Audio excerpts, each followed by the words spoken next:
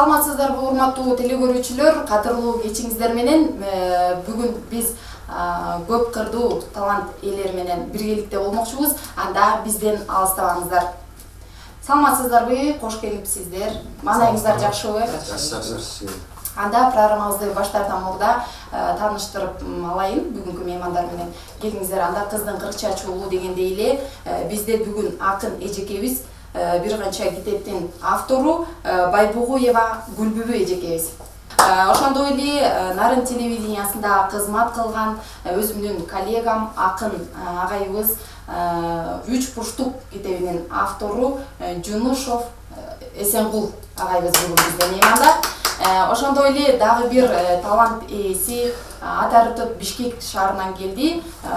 Сокулук районундагы маданият үйүндө кызмат кылган учурда Нарын шаарынын тургуну Замирбеков Алтынбек бизде бүгүн мейманда.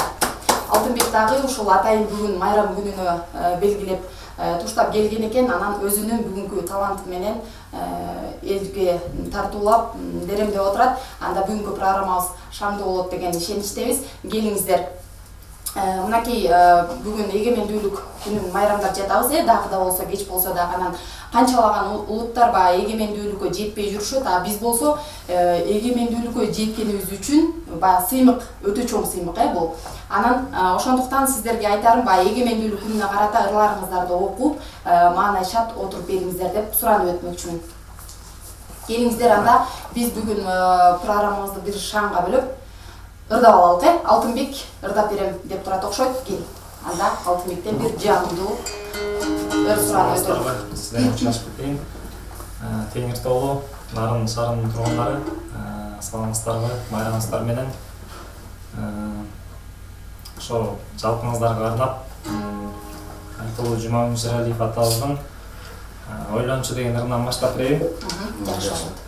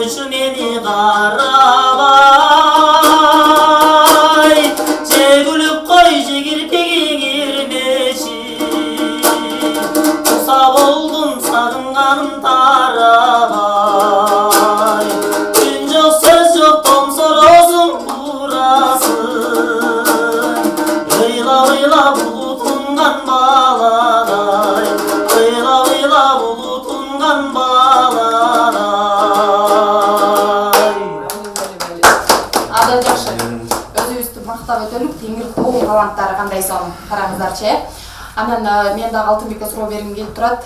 Алтынбек, айтып өтсөң өзүңдүн билимиң тууралуу, кайсыл кесиптен ээсисиң?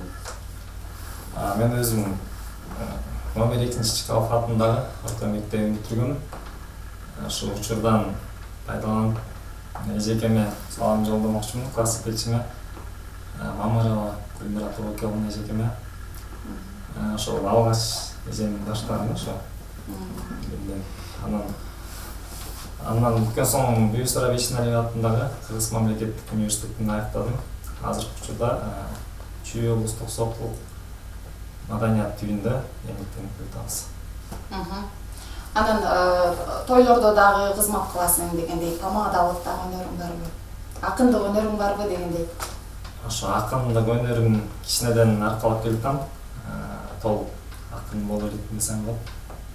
Азыркы учурда ошо элдик ырларды ырдап, ошо элге кызмат кылып жатабыз. Анан дагы бир суроом, клиптериң барбы? Өзүңдүн? Ошо ырларым бар, анан ошо клиптерди пока баштай элекмин. Ырларымды толук жакшылап жаздырып алып, анан клиптерге иштейин деген аракеттер бар.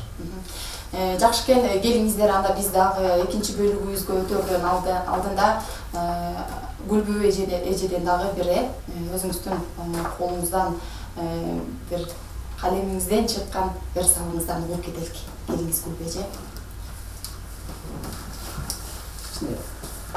Мен Миротурдун алдында жалпы кыргыз элимде бардык бир туугандарымды бүгүнкү эгемендүүлүк күнү майрам менен куттуктап коеюн.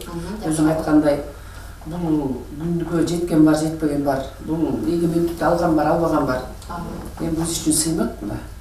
Сөз эркиндиги, каалаган сүйлөп атабыз, каалаган жазып атабыз, каалаган ырдап атабыз дегендей. Баарыңар майрам менен куттуктайм. Ар дайым эле майрам болуп турсун. Эч качан жүрөгүбүздө чыр жашабай, ыр жашап турсун. Анан эми мен бул окуп берип койгонун айтайын, жөнүндө. Мен бул жерде Темир Тоону баарыбыз эле сүйөбүз да. Жашаган жерин кичимекейин ким сүйбөйт, ошону бир чекер жазып койдум, ошону окуп берейин. Булут чалып тегинде асканы, бир заматта түнөрдү да асманы, гүл жайнаган жаркыраган жай эле лапылдатып ак кары жай баштады. Караныңдан кагылайын өскөн жер, жет атам бүт тирлик кылып өткөн жер, ысыгыңа сууңу да кайылмын, рызкыңды аябастан төккөн жер. Сүйөм сени, сүйүүм сени, сүйүү сени рахат, сенин демиң көөдөмгө күч таратат, жаштык менен элес албай жүрчү окшойм, күндөн күнгө арзуум артып баратат. Көз келистеп карагай жер болотуң, алыс кетсем карегиме толосуң, кусалыгым артып турат жүрөктө, бассам турсам көңүлүмдө болосуң. Жада калса сүйөм сууңдун дабышын, тунук таза күршар эткен агышын, окшоштуруп күркүрөгөн дайрага тоолуктардын жүрөгүнүн кагышын. Кандай сонун жүрөктөн чыккан ырсаттар. Анан Гүлбү эже, өзүңүздүн дагы бир китептериңиз тууралуу айтып, китептериңизден баягы канча китебиңиз азыркы учурда элге таанылып окулуп келе жатат, ошол жөнүндө дагы айтып өтсөңүз. Мен эми бул эми баягы бала кезде мектепте жүргөндө эле жазып жүрчүмүн. Негизи мектепте 75-жылдары, 74-жылдары мен ушу республикалык сочинение жазып, республикалык олимпиадада биринчи орунду алгам 83-үнчү. Ыр менен жазыпчы. Аны турмуш шартка байланыштуу балдар кичинекей карабайсың, аны жазайын деп ойлоп койсоң, мезгил өтө берет экен, аны элес албай жүрө берет экенсиң. Анан качан баары капка шиби каткан болбойт экен, ичинде бир нерсе бар, жаныңды койбойт экен да, туйлап чыга берет экен.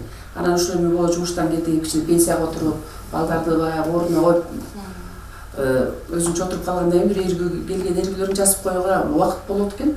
Анан мен аябай ушул баарын чогултуп отуруп жазып калганым ошо 4-5-6 жылдын эле жүзү болду. 3 китебим чыкты. Жүрөк жүрөк ортпай ыйлаган заман, анан чындык ыры деген. 2 китебим болсо жаңы чыгып презентациясын эми ушу октябрь айында өткөрөйүн деп атам. Бир 40-тай, 30-40-тай ырларым оңдо чыккан. Менин ырларым ошо Камчыбек Жусупов, Адылбек Кыязов менен иштешип атам, көп ырларыма жасап атат. Анапия Райымбекова, Күмөндөр Алылов, бир Кенжеогул Мендебайыров, ушу сыяктуу чоң-чоң оңчулар жазып атат ырларды, ырдап атат. Көпчүлүгү баягы көпчүлүк учурда оңчуну айтып аткарып, текстин жазган кишини айтпай коюшат, ошон үчүн биздики билинбей калып жүрөт да. Анан өзүбүз болсо бош жатпайлы деп ушул пенсияга чыккандан кийин бир Жашан Кайрыктар деген топ менен жүрчүбүз. Азыр өзүбүзчө бөлүнүп кыздар Теңир Тоо жаңыры деген жакшы топ уюштуруп алып өзүм баягы коомдук бирикме бар, ынтымак ырлар деген, ошонун алдында анан кайра Нар шарк маданият үйүнүн алдында уюштуруп, өткөндө биринчи жолку эмебизде 30 мүнөттүк концертибизди жана Шырдак фестивалында бердик. Бүт администрация барып колдогон, жакшы кабыл алды. Ошо өзүбүздүн менин сөзүмө жазылган ырлар, жазылган жаш патриот ырларым бар, ырдалып атат. Жакшы буюрса, ошо менин китептерим көпчүлүгү эле мен баягы бул заманга жараша азыр эч кимге деле секрет эмес да, жашыруун эмес. Самоноста мына ичип жеп басып кеткендер көп болуп атат. Мына эгемендүүлүктөн ашыкке, сөз эркиндигинен ашыкке пайдаланып коюп атабыз. Ошонун баарын мисалы үчүн ачыктан ачык эле мен жазып коем да ошончу. Интернетке жасагам ошо. Ошондон улам анан эми жаш кезде бар адам болгондон кийин жаш кезде сүйүүлөрүңдү жасасың, эстеп жасасың. Ошолор ишылып Кудай буюрса жакшы эле жаралып атат деп ойлоп атам. Эл жакшы кабыл алып атат эми. Өзүңөр көрө болосуңар Кудай буюрса. Сиз ошо Теңир тоо байрактарында жүргөнүңүздү билебиз. Анан бизге ошо жаңы тоо ачтым дедиңиз. Бул да биз үчүн жаңылык болду. Теңир тоо жаңырыгы. Анда 12 кишибиз, жакшы ырчылар бар. Анан биздин максатыбыз эми ал жанагы мынтип ырдап коюш эмес, биздин өзүбүздүн жанагы коомдук бирикменин эмеси боюнча азыр иштер жүргүзүп атабыз. Ал презентациялар өткөрүп беребиз, тойлорду өткөрүп беребиз. Ар кандай чакан жолугушуу кечелерин биз баарына чуркап өткөрүп, өзү кызмат көрсөтүп, анан жана тобубуз менен ырдайбыз. Ошол эле топ кайра аялдар конгрессиндебиз. Аялдар конгрессинин алдында да иш жүргүзөбүз ошол эле. Мындан кийинки учурларда, мындан кийин шаар көп эле бул аялдар жөнүндө, энелер жөнүндө майрамдар 8 март энелик күндү өтпөй калып жүрбөйбү? Ошонун баарын колго алып, жалаң ушуга биз элдин көңүлүн көтөрүп, маанайын көтөрүп, анан өзүбүздүн нарына чыккан, нарында иштеп кеткен белгилүү ырчы, композитор, көп ыр жараткан элдин арасында жүргөн адамдар даңазалап, чекиден нарындык таланттар даңазалап ушуларды алып чыгалы деген максатыбызда. Жакшы экен. Келиңиздер анда бир артка кылчайып бир кызыктуу учурду эстеп өтөлгө. Келиңиздер анда азыр Эсенкул байке баштайт окшойт. Биринчиден элимди эгемендүүлүк майрамы менен куттуктап өтөйүн. Жалпы элге тынччылык, барчылык, токчулук болсун. Жана бир Кытайда кыргыздар айтып барат деп ичине кылт этип алганда уйгурларга кыйын болот имиш. Силер канчалаган миллиондогон калксыңар, бирок мекениңер жок деп анысыкандай мекени бар, өтө жакшы. Ошондуктан ушу башка майрамдар бир тең дагы ушу эгемендүүлүк майрамы бир тең. Анан ылайым Кудайым ушу кыргыз элин өркүнү өсө берсин, дайыма жакшылыктар коштоп турсун. Эми кызыктуу окуялар баягы өзүмдүн кесибиме жараша айтсам, бир жолу мындай окуя болду да. Негизи биз съемкага чыгаарда, командировкага чыгаарда дайыма камераларды, алардын баягы аккумуляторун, батарейкасын деп коет, ошолорду даярдап берчи. Анан атайын кейстерге салып берчи. Анан мен билбей эле акимдин биринчи орун басары менен баягы ушумал болчу да. Эгин жибүү башталып, съемкага чыгып калдым. Анан баягы толуктабай эле алып кетип калам камерамды бүт эле. Анан жолдо кетип барасак бир эгин чабык болуп аптыр. Ошол эгин чабыкты тартып кал деди да. Тарта кетели, бирөөтөлө ушундагы сюжет кыла кет дегенден баягы камерамды алып чыгып эле тартайын десем, касайып баягы кассетасы салынбай калыптыр да. Айла жок, же тарта албайм, же кассета жок деп айтсам ишенишпейт. Атайын чыккандан кийин да ушундай кызык учурлар болот да. Баягы кээ бир айтып атпайсызбы, баягы режиссер кассета салбай кайра тартам дегендей кеп болгон. Камчып кеттиң да. Айла жок. Тартып койдуңузбу? Айла жок, башка ушундай болгон, ушундай учурлар болгон. Чыгармачылык адамдарда ушундай кызыктуу учурлар көп болот эмеспи? Ошондуктан биз дагы ушул программабызга атайын сиздердин бир кызыктуу учурларыңыздарды угалы деп киргиздик. Бул бөлүктү дагы келиңиз анда Эсенкул байкенин ушул кызыктуу окуясынан кийин бир жагымдуу ырыңыздан угуп кетпесек болуш керек. Келиңиз анда. Мына негизи эле кыргыз эли баягыдан тоолорду мекен деп, ушу тоолорду мекен кылып дайыма тоону бийик тутуп келет, ыйык тутуп келет. Ошо тоолор барсың деген ырым бар эле, ошону окуп берейин. Тоолок кара өсүп бала чагыман, толгой кармап далай атты жалынан, туу чокуңдай бийиктикти самаган, те алыска көз чаптырып караган тоолорду мен өз атамдай сагынам. Таза анан кере жутуп абыдан, топурак сууң айлангандай каныман, табиятың өзгөчө бир жаралган, тынчый сана кадимкидей жайылган, Doğulur demişsin karağına canınan. Taratsanır gün büce ayınan, toskan aldın en birinci bağırnan, toktolun sırdı katıp içine, tavışmaktı köp giresin düşüme, toğlar alpsın emnegedir bağınan. Turu berde kumardanıp tangan, tuğrundağı oygırına zargan, tüyüşüp tartkan geçe kimde unutup, düşüngöndöy can düğnemde жылытып, тоғайныңда эргүү менен агылам. Tamam болду канчалаган жаныңан, ташыга алып дайра аккан сайыңан, тоготпостон жоготпостон бөксөрбөй, турпатыңда ошол бойдон өзгөрбөй, тоолор барсың эчең кырым караган. Төрттүлүгүң жайлап жүргөн малыңан, тамшан эчип кымыз айран агыңан, тарың канды, жалың канды билбеген, турасыңго доор өткөрүп миңдеген, турпагыңды мен да бир күн жамынам. Азаматсыз, келиңиз анда кайрадан эле кызыктуу учурга өтөлүк. Анда Гүлбү эже келиңиз. Менде кызыктуу учур аябай эле көп да. Өзүм тамашаны жакшы көрө кишимин. Баскан турган жерим бар эле кызыктуу учур эми. Бирөөнү айтып коеюн, мен ошол мурда соодада иштеп элем да. Соодадан чыгып бир войсковой частка батальонго кирип калдым. Ошол жакта иштеп, анан ал кезде укмуш экен да, баягы союз жаңы тараган кез болуп, элдин солдаттарын кийгенин көрсөң укмуш. Эми ачык айтканда биттешет терезеде туруп алып демеле монтип бит карап отурушат баягычта. Анан ушундай таң калып жүрдүм, ушундай турбайбы, илгери армияда башкача кийинет элем.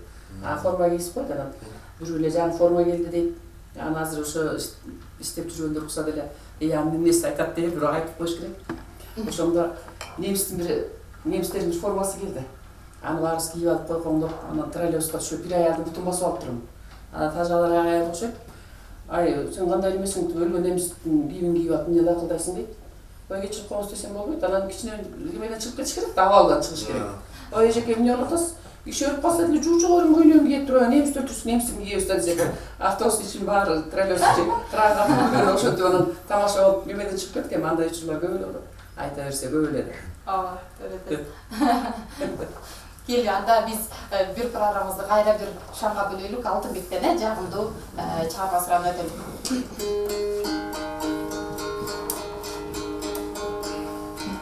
Сыранда Кытайдын кыргыздардын оолуна таанып Шембек Мухтарұлы деген агайыбыздын өзүн аттап берейин.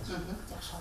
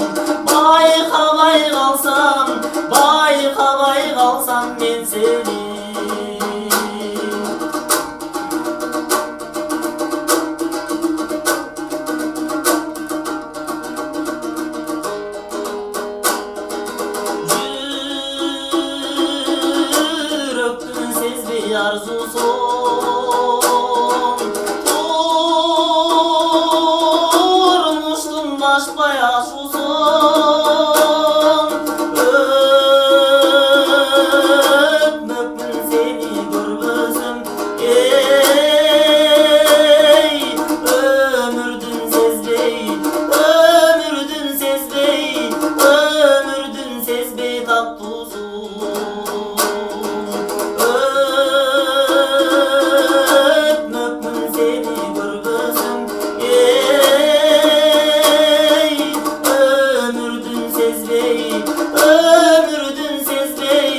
ömürdün sezbey tattuzun, yaşonun sezbey tattuzun.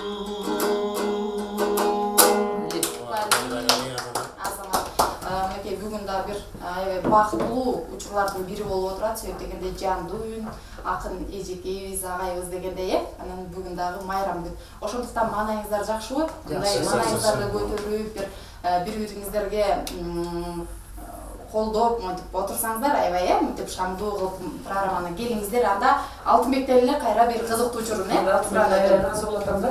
Мектепти бүткөн, орус мектепти бүткөн балдар ырдамак туруп, кичине эле орусча, кыргызча түшүнбөгөн киши болуп эле эме болуп кандай сонун үн андан жакшы. Кызыктуу учурлардан айтып берсем, бизде көп эле болот негизи. Тойго заказдарга алып барабыз да. Анан жанагы Мегатой деген кино бар. Ошол деле ойлоп койгом, ошо турмуштан алынса керек депчи. Бир үйгө тойго барып, ошо Айш апам менен үй. Ошол жака тойго барып, кудалар келип, ырдап тосуп алып атабыз. Анан кудалар кирип эле даамдан остуйт отурушкан. Биркеден кийин бир байке келип эле ушу комузду жаап, комузду басып аккордеонду жаап эле. Анан токтоткулады эле, бул башка кудалар экен да анан. Кудалардын баатчыгы анан көрсө ал арты көчөгө бармак экен да ал кудалар. Анан адашып келип алышыптыр да. Ошондой кызыктуу учурлар көп болот бизде. Туура айтасыз. Мисалы мындай жүрөктөн чыгып аткан ырсактары же болбосо ушундай тартылган кинолорду эле баардыгы эле баары бир турмуштан алынат дегенчи экен, жакшы экен. Келиңиздер, анда да кайрадан эле ырсактардын өтөлүк Гүлбүбө эжеге кезек. Мен дагы урокун басында бир жакшы күлкүлүү нерсе айтып коеюнчу. Аны азыр эстеп кеттим да, Кудайга барып калдык көлгө. Анан көлгө барсак эми көлдө биздики баягы орус мектепте окуйт деген сөздөн улам чыгып кетип атпайбы? Анан Кудайыбыз кичинекей мындай кичи орус мектепте директор болуп жүргөн киши экен. Анан күйөө баласы элеген чоң. Анан эле тиги тосту кимге берели деп эле пап тосту кимге берели пап десе эле такыр тиги пап укпай чоң сүзгө кирип алды. Кыйналып кетип бирок айттым, ай балам эмне болот? Кудай балам эмне болуп атасың? Пап укпаса тиги пип берип айтып бербейсиң дедим. Кайрелесиң өз болсо бир жыл пип болуп жүрдүм дейт. Кыргыз тилинде деле кичине менен сүйлөсөк деп ойлойм да. Эми баягы тамашалуу ырлардан деп атабыз. Мен негизи көпчүлүк ушундай жасап экен, бир жана китебим бирөө сыйлаган заман деген жалаң ушу жөнүндө баягы капка шибе катпайт дейт. Жакшы көрсө жакшы көрсүн, жаман көрсө жаман көрсүн дегендей. Мен бир урок берип коеюнчу ушул. Бет деген, жигиштин бети деген. Бет көрдүм беш жесе тоюучудай, чарага сала койчу толуучудай, чогултуп төшөп койсо мына жолго бетондон бекемирээк болуучудай. Ал беттен дубал койсо урап калбайт. Ал беттен чепти койсо улап калбайт. Андай бет адамдарга аралашсаң сиңди бир кытындай уят калбайт.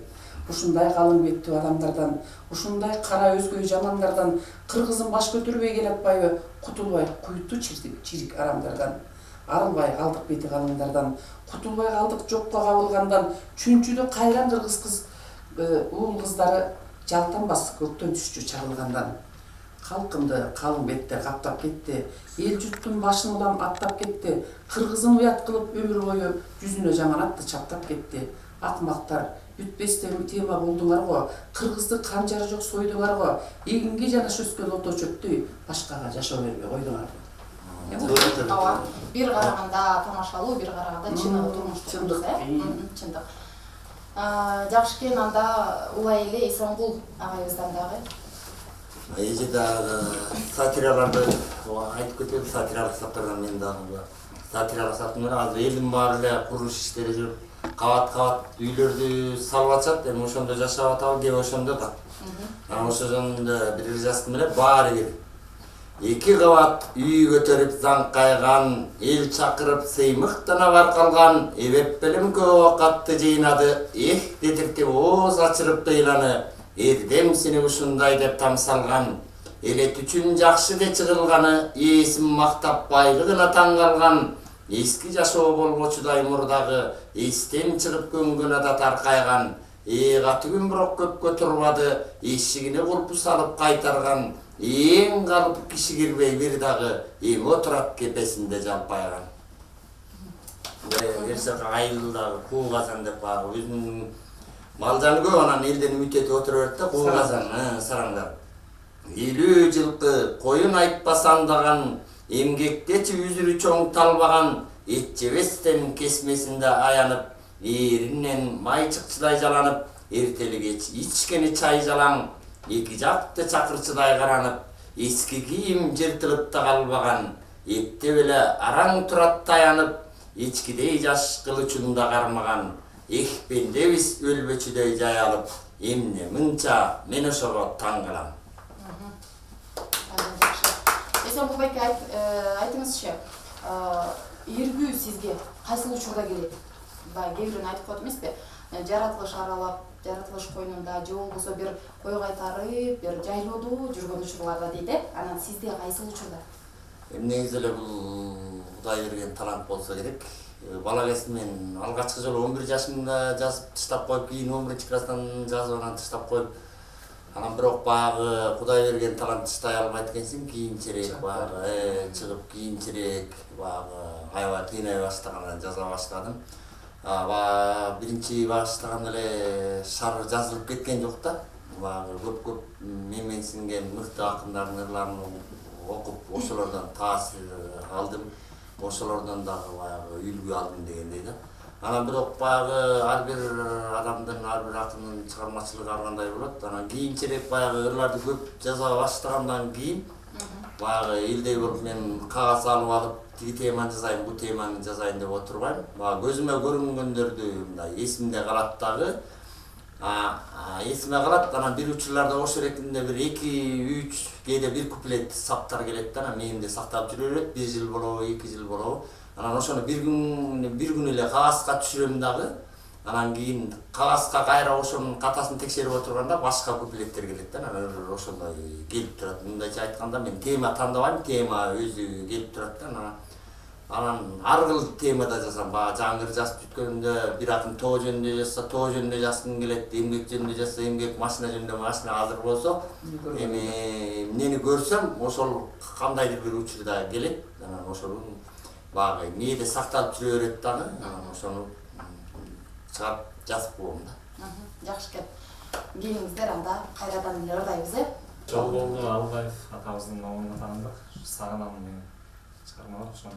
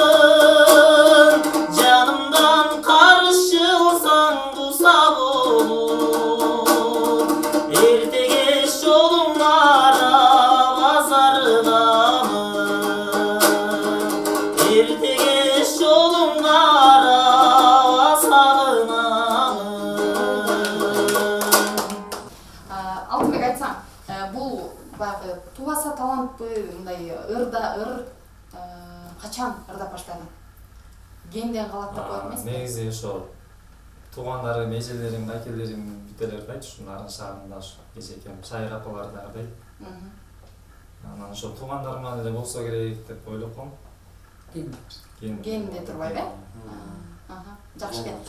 Келиңиздер, анда бизде көптөгөн бөлүктөрүбүз бар эле, оюндар, анан биз бүгүнкү майрам күнүнө карата алардын баардыгын кыскартып, бүгүн баягы ырокуйлук, ырдайлык деп чечтик. Анан бирок азыр элден келген суроолор бар экен, ошого назарыңыздарды буруп коелук,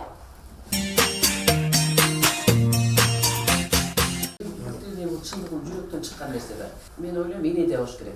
Бул мээриби жок эне деле жок болуш керек. Азыр канаттуу деле, жаны бар деле, айбан деле, адам баласы деле бала үчүн мээримин төгүп турат. Мээримдүүлүктү аалам болуш, энелер болбосо, энелер мээрим төгүп турбаса, жашоо кандай болот эле билбейм. Жакшы суроого жакшы жооп болуп өттү. Анда кайрадан экранга назарыңыздарды буруп коесузбу?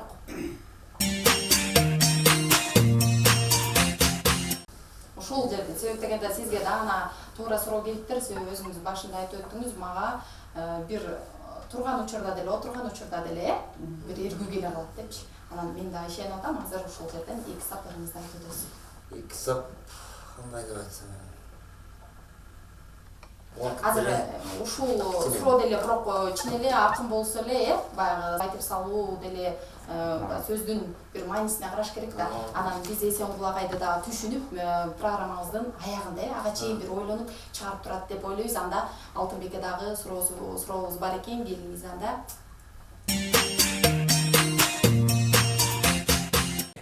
Атанын жолун улуу ар бир уулдун милдети болуш керек деп ойлойм. Ошо мен өзүм атамдын кесиби жыгач уста, өнөрлүү адам. Ошо жыгачтан комуз чабат, ар түрдүү нерселер жасайт. Алма сабагынан алыс түшпөйт дегендей эле, мына чын эле ошол атаңыздын чапкан комузун сиз чертип улантат, мынакей. Жакшы жооп болду. Келиңиздер анда кайрадан эле жүрөктөн чыккан ырсаттарын өтөлүк. Гүлбү эжеден. Эми бул энени жазбаган эч ким болбосо керек. Мен 1-жылым 4-класс окуп жүргөндө апама деп жазып, Кыргызстан Пионер газетасында чыккан. Анан эми 4-класс кезиңизде жазгандарбы? Ошол жылы 5-класста болсо телевидение кырдап бардым. Ошондо элдин үйүндө телевизор жок кезде. Телевидение тарттым, балалык кезде көп эле жакшы нерселер болуптур. Анан башка кесипти, башка жолго түшүп калсаң ошол нук менен кете берет экенсиң. Деп ойлойм, азыр дагы кичине ырып калгандай убак болуп калса, уулум коштоп берсе бир ырдап берейин деп коём кичине. Жакшы болот. Анан ушу апам бир 3 жыл мурун ооруп калды, катуу ооруп, ушу болбой калды деп чыгарып беришти. Бирок ушу апам кичине баш көтөрүп жакшы болуп кетти. Ошондо жазып койгон ырым бар эле, ушуну окуп берейин. Апаке караныңдан кагылайын, калдайып кашыбызда туруңузчу. Неберенин балжытым окумганып, балжытынам окумганып, чөбөрөнүн күлкүңүзүн угуңузчу. Ооруба, айланайын апакебай. Сиз бизге айтып өткүз чоң дастансыз. Биз үчүн далай азап түйшүк тартып, биз үчүн кырлар ашып жол баскансыз. Апакебай, бүлбүл жанган көздөрүңө от жагып карегиңе чөккүм келет. Арабыздан алыстап кетериңди ойлогондо көз жашымды төккүм келет. Картайып 90-100 өтсө дагы, билген ата эненин оору толбос, кылым ашык колуна көтөрсө да, ата эненин балага оору болбос. Жатасың жаның кейип азап тартып. Илдетиңди баарлап бөлүшсөг, айыгып куландан соо баш көтөрүп, ак түлөөнүн үстүндө көрүшсөг, апаңдын жашы келип калган тура. Деген сөздөр жан кейитти октой тийип, алан сайын жүрөк болуп деп чочуп кетем, туталанып ичимден оттой күйүп. Апасы бар адамдар картайбайт деп, айтылган асыл сөздөр эч калессиз, жаш балада эркелеп жыттагым бар, жатса дагы төшөктө өңөлесиз. Кечиргин көп күнөөмдү апакебай, кечиргин жакшы сөздөр айтпай калсам, өкүнүп бул өмүрдөн өтөрүм чын, оорудан баш көтөрбөй кайтпай калсам. Гүлбөжө, ушул жерде мага бир суроо жаралып кетти. Ошол кездеги чыгарган ырыңызды кийин окуйсуз да, окуганда сизде кандай сезимдер болду? Ошондон мүмкүн саптарынан оңдодуңузбу же ошол боюнчабы? Жок, мен такыр оңдобойм да. Ошол кезде мындай элдер оңдойт экен, мен оңдобошоончу эле калат. Мен өткөндө китебимде 2 китепти ошо Зайырбек Ажыматов жакшы мыкты акын деп эсептейм. Ошо киши редакциялап даярдады 2 китепти. Ошондо эч жерин оңдогон жокмун эже деди. Сизден ар кимдин жазуу стили ар кимдин ар кандай болот да. Бирөө мисалы кыялдарды башкача жазат. Бизге бул иним экөөбүз болсо мен да окшош экен. Эмнени көрсөм ошону жазып коем. Апасы менен апасы урушпаса аны жазып коем. Бирөө эмес тарбиясы жок келинди көрсөм аны жазып коем. айылына жаратылыш суун жегинде отурсаң аны жасап коесуң. Кээ бирөө жасанып алып кыялданып суу бойлоп, анан мен кыялга аттым, анан шаракка сууну барып жассын деп айта беришет экен. Мен андай деле болгон эмес. Эми эргүү жана өзүң суроо бергендей эргүү ар кандай учурда келет да. Кээде уктап атканда келет. Ошо уйкуга алыксып калсаң эртең менен ал жок эчтеке. Кээде эми тамашаны жакшы көрөм, кээде байнада отурганда келет, аяктан алып жасасың дегендей да. Любой жерде ылгабайт. Бул талант эч качан сатылбайт. Талантты эч ким белекке да бербейт. Бул талант деген сөздү талант деп атабыз азыр жашоого. Бул Кудайдан берилген белек, Кудайдан берилген касиет. Ошо биз аркылуу элге айт деп бир нерсе берип атат. Ошон үчүн элдин жүгүн көтөрүп, калп айтпаганга, туура нерсени айтууга аракет кылыш керек. Баягы мен өзүмдү акын деп азырынча эсептебейм. Мага эл өзү айтат, акын деп баягы бир акындар бар го, Кадырбек деген акын, кекиликтеги өлөсүн ат коюп алышат экен деп. Мен бир да жолу акынды айтып көргөн эмесмин. Мен Жазмеке катары сезем. Мен эми Кудай буйрса алда да жакшы ойлор бар. Ошондо акын деген жазуучу союзуна 3-чү статус бергенде дагы ошондой эле айта албайт болушум керек. Себеби менин алдымда чоң акындар бар. Ал жөнүндө айта албайм, бирок мен өзүм Жазмеке деп эсептейм. Элдин жүгүн аркалап жүргөн, элге туура нерсени айтканга аракет кылам. Ошо ырларым аркылуу тарбия берүүгө аракет кылам. Мен жашым деле келип калган кишимин. Мен балдарга ошо ырларым аркылуу жаштарга, инилериме, уулдарыма, неберелерге жакшы сөз айтып, жакшы тарбия мааниси бар нерсени жазганга аракет кылам да. Жакшы экен. Анда биз жогоруда берген тапшырмабызды аткарып калдык окшойт. 5-нчи сен кулагай келиңиз анда. Сен айтып барбадың, анан негизи кичине ойлонгонго вакыт болду. Анан колуман келген аракетти жаздым. Бүгүн эгемендүүлүк болуп атпайбы, ошо жерде бир куплет, бир түрмөк жаздым да. Ай күнгө чейин теңеген, азаттык деп жөнөгөн айтылуу кыргыз калкыбыз, алыска чыгып даңкыбыз, кут болсун биздин эгемен. Эки саат эле суранып өттүк эле, бирок бир куплет деп. Эки саат менен ой бүтпөйт да. Жазмаке ошон үчүн ар жагын толуктап бир ой түшүндүрөйүн дейт да. Анан шандагайлыгында көрсөтүп жиберди окшойт, тез жазып. Азаматсыз эсен кулагай. Анан Гүлбү эже дагы ошо жогоруда айтып өттү, ырдап берейин деп, комуз менен келиңиз, анда жакшы болот.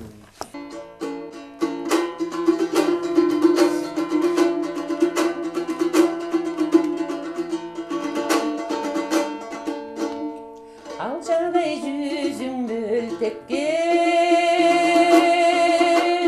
апаңдан башка өппөгөн, алажа сайган чырмыктай,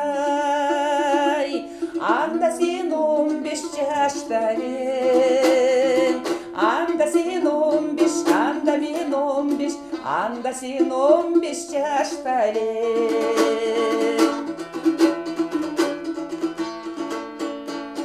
Ажарың жүрөк өрттөгөн, айталам кантип сөз менен,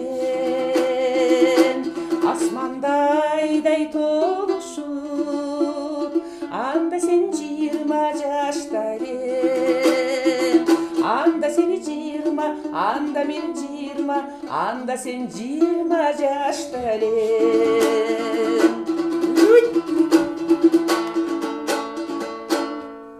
Ок байлап чалкып канатка, 30га келдик заматта, жайлоодо чолпон өчкөнүдөй, жаш кезек калат каякта, жаш кезек калат, кыз кезек калат, жигит кез калат каякта.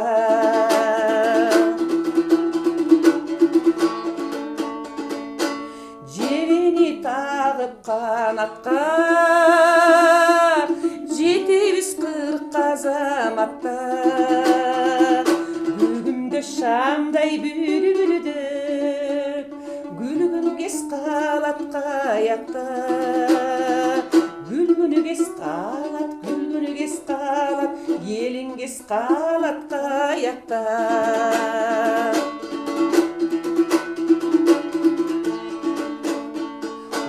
Bir alga şaşabız, ulgayıp bara jatabız, almonçok süykün bağdırga, azır biz atapabız, azır biz ata, azır biz apa, азыр биз атабыз. Азыр биз апа, азыр биз ата, азыр биз атабыз. Кандай Сонда үйүң бар турбу? Жакшы болот. Анда биз дагы багы убакыт деген учкан куш экен. Анан саат дагы өз коңгуроосун кагып турат окшойт. Анда келиңиз эми Эсенгул байкенин дагы бир ырына күбө бололук. Анан Алтынбек биздин программабызды жыйынтыктап бир шаңа бөлүп бир ырын ырдап берсин. Анан бүгүнкү программабызды жыйынтыктайлык. Келиңиздер анда Эсенгул байке. Анда эмесе кийинки бүгүн эгемендүүлүктүн аркасы менен эртең 1-сентябрь билим күнү, окуу күнү башталган турат. Ошо арата кайталоо деген ырымды окуп берейин.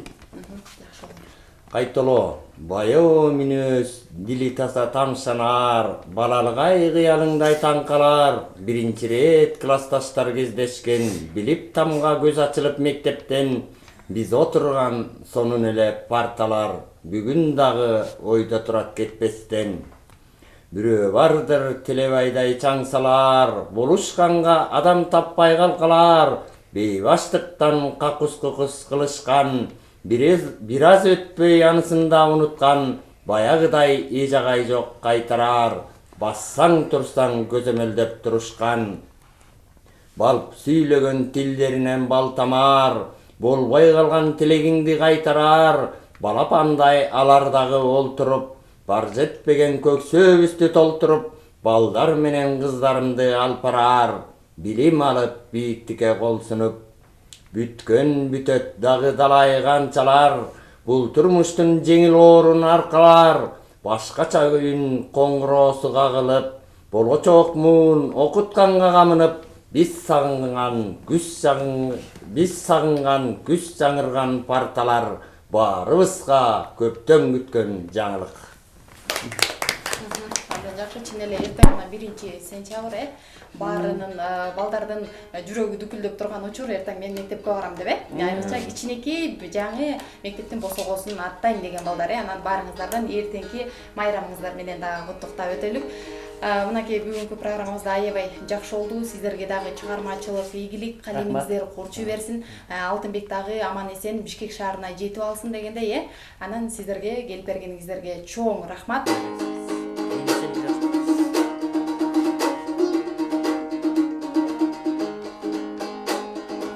Sargaygan sıt küzündökü kar, bir çalgan sıt yaşlıktagı çam, özgörülböy tura bermesen.